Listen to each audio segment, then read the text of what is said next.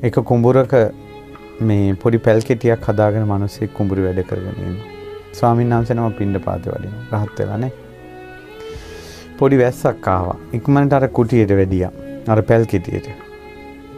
ඊට පැල් කෙටියේ අර පොද වැටෙනකොට ඒ සීතලේ ඇස් දෙක පියාගෙන භාවනා කරද්දී ඒ හිත ගොඩාක් වැඩිලා ගියා. ඒ පැල් කෙටිය තුලම අරහත්ත්වයටපත් වුණා. මේ ඔක තේරගතවල තියෙනවා.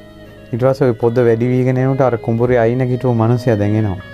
එනකොට තේරුණා කවුරු හරි ඇතුලේ ඉන්නවා කියලා. කවුද ඇතුලේ ඉන්නේ? රහතන් වහන්සේ දේශනා කරන උපාසකය සතුටු වෙන්න. ඔබගේ කුටියේ වැඩ ඉන්න භික්ෂුවා. ඔබගේ කුටිය තුල මේ භික්ෂුව නිකලස් වුණා කියලා.